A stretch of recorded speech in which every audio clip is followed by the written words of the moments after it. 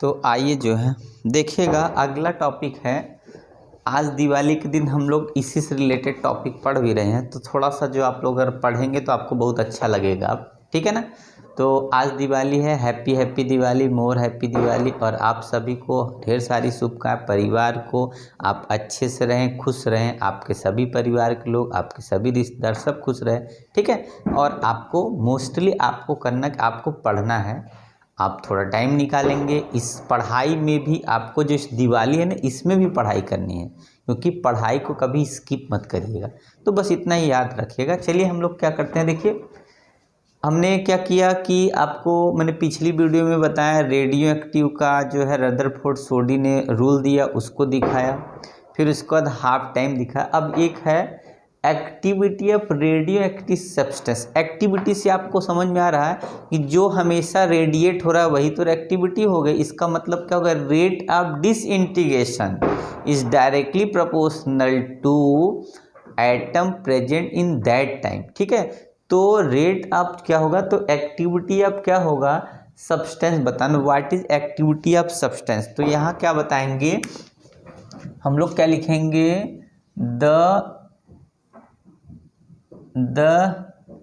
क्या लिखेंगे, the ratio of, या the ratio of, the rate of change of, the rate of change, the rate of change of radio active substance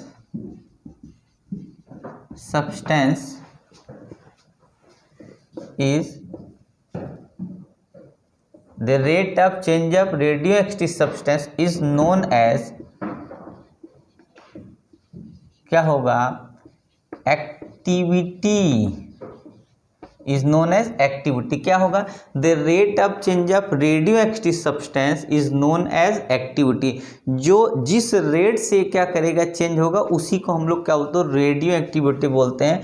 तो dN/dt directly proportional to n होता है। ठीक है।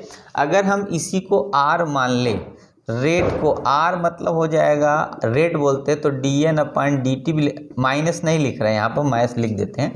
R equal ये equal to यहाँ पे हो जाएगा लैम्डा, या हटा दे तो सिर्फ हम क्या लिख सकते हैं, n बोल सकते हैं। मतलब R को हम डायरेक्ट n बोल सकते हैं। ठीक है। तो R क्या है, रेट किसके प्रोपोर्शनल में है, n के। मतलब n क्या है, हमारा इनिशियली एटम है, जो बच जाता वही ये वैल्यू हो जाती है। ठीक है। तो ये हम लोग बल्कि इसको क्या कर देंगे, यहाँ पे स्मॉल तो बाद में आता, पहले n होगा, तो ये जो बचा वही ये वैल्यू है। तो देखिएगा हम लोग क्या करना है, यहाँ पे हम लोग को ये देखना है, हाफ टाइम से रिलेशन बनाना है। ठीक है। तो हाफ टाइम के लिए देखिए, अगर हम लोग क्या करें, तो फॉर्मूला है dN/dt इक्वल टू कितना हो जाएगा, तो n, और यहाँ पर कितना हो गया, लैम्डा, यानी n ही लिख दीजिए। ठीक है। अब ध्यान से देखिए, R इक्वल टू, अगर हम ये मान ले कि n है ये, या n, यहाँ पे हम क्या मान ले, R इक्वल कितना हो गया, n। अब हम बोले कि अगर t हाफ पे, टाइम कितना है, ये वाला t हाफ है, तो जो बचेगा हमारा, जो बच जाएगा वैल्यू कितना हो जाएगा, t हाफ पे हम लोग जानते हैं इनिशियल का कितना बच जाता है, तो n0/2 बन जाता है। ठीक है। इसको अगर हम और आगे निकाल के देखें तो यहाँ पे होगा n0, और यहाँ पे लिखेंगे 1/2 की पावर 1 दिखा दें। ठीक है। मतलब t हाफ पे, पहले हाफ पे, या लिखेंगे यहाँ पे थोड़ा सा कर दीजिए, फर्स्ट हाफ लिखेंगे। कितना लिखेंगे देख लीजिए, ध्यान से दिख रहा है ना, फर्स्ट हाफ पे लिखेंगे। कितने पे लिखेंगे, तो देखिएगा कितने पे लिखेंगे हम लोग, फर्स्ट हाफ पे लिखेंगे। तो फर्स्ट लिखेंगे फॉर, कितना होगा, फर्स्ट हाफ, फर्स्ट टी बोल दे सीधे, फर्स्ट टी पे कितना होगा, तो आपका हो जाएगा कितना, जो बचेगा, तो आपका बचेगा n इक्वल टू बच जाएगा n0/2 बन जाएगा। यहाँ पे कॉमा कर दीजिए, फर्स्ट हाफ पे कितना बचेगा, ये बच गया।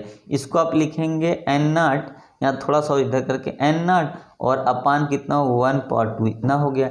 अगर आपका t क्या होगा, 2 हाफ ले लेते हैं, अब क्या होगा, n की वैल्यू 2 हाफ में n/2/4 हो जाएगा। इसको लिखने का तरीका n है, इसका मतलब 1/2 कर देंगे। अगर 3t है मतलब पहला हाफ, फिर दूसरा हाफ, तीसरा हाफ, तो यहाँ n की वैल्यू हो जाएगा हमारा n/8 हो जाएगा यहाँ पे। और इसको हम लोग दिखाएंगे, यहाँ से दिखा सकते हैं 1/2 हो जाएगा।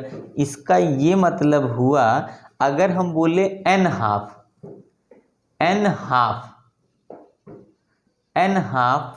तो जो बच जाएगा n हाफ का जो वैल्यू बचेगा, यहाँ क्या करेंगे n half, small n half कर दे, स्मॉल n हाफ टाइम,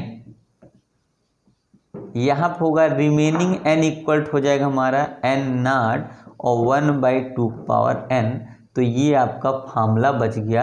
अगर n क्या है, n हाफ लेते हैं तो जो रिमेनिंग बचा हुआ वैल्यू कितना है, n इक्वल n0 1/2 मतलब पहले हाफ का हमने n/2 देखा, दूसरे हाफ का n0/4 देखा, जिसको हम लोग 1/2 कर सकते हैं। तीसरे हाफ में क्या देखा, n0/8 देखा, जिसको हम लोग n0 1/3 दिखा दिया। ठीक है, तो अब हम लोग क्या देखें, सबसे पहले एक्टिविटी का, तो यही तो एक्टिविटी है। एक्टिविटी का मतलब है जो चेंज होता रहता है, डिसइंटीग्रेट होता है, उसी को हम लोग इंटीग्रेटी कहते हैं। इंटीग्रेट क्या है, इसका मतलब यही हमारा क्या होता है, डिसइंटीग्रेट होता है, उसी को हम लोग बोलते हैं एक्टिविटी बोलते हैं। एक्टिव है, जब ये एक्टिव होगा, एक्टिविटी है, तो एक्टिव अगर होता रहेगा तो क्या होगा, जब एक्टिव होगा तो धीरे धीरे डिसइंटीग्रेट होगा, और धीरे धीरे करके वो क्या होगा, ग्रेजुअली धीरे धीरे डिक्रीज करेगा, कम होता रहेगा। तो हाफ टाइम से बात करते हैं, तो अगर हाफ टाइम पे हम लोग देखते तो ये फार्मूला है ही, तो यहाँ पे r इक्वल इसको मान ले, तो हम लोग क्या देखें कि अगर t की वैल्यू t है, मतलब हाफ टाइम पे अगर t मानते हैं तो n की वैल्यू जो बचती है रिमेनिंग n0/2 बन जाती है इनिशियल की, और जब हाफ की वैल्यू 2 हाफ कर दे तो n0/4 होता है, 3 हाफ पे n/8 हो जाता है। उसको पावर में इस तरीके से दिखा सकते हैं। ठीक है, तो आइए हम लोग इसको ग्राफिकली भी थोड़ा सा देख लेते हैं। तो अगर इसको हमको ग्राफिकली देखना तो कैसे देखेंगे, देखिएगा, तो हम लोग ने देखा टी हाफ में जो था, अब ऐसे देखिए टी हाफ में जो होगा पूरे का आधा बचेगा। ठीक है, ये टी हाफ में क्या होगा, पूरे का आधा बचेगा, तो ये हो गया। ठीक है, टोटल हमारा कितना है, तो ये हमारा n0 है और n के लिए शो किया, तो टी हाफ में ये जब टी हाफ है, मतलब जब टी हाफ होगा तो n/2 बचेगा, और जब 2t होगा मतलब हाफ का और हाफ करेंगे तो n/4 का ग्राफ ऐसे आएगा।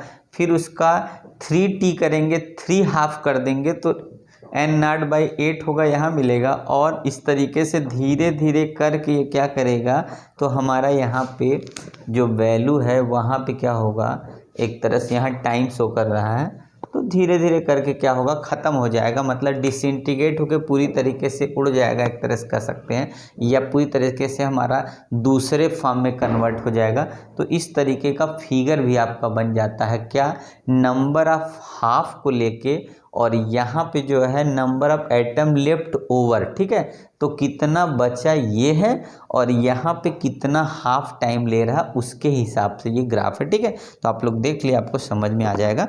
तो कोई डाउट हो तो बताइएगा कमेंट करके। ठीक है, एनी रिक्वायरमेंट हो तो आप डायरेक्टली जो है हमारे जो है जो आप कमेंट बॉक्स में जाके डायरेक्ट कमेंट कर सकते हैं। मैं कोशिश करूंगा कि आपकी रिक्वायरमेंट को जो है पूरा करने। ओके, चलिए, thank you, happy Diwali again. और ये आगे बढ़ते हैं हम लोग।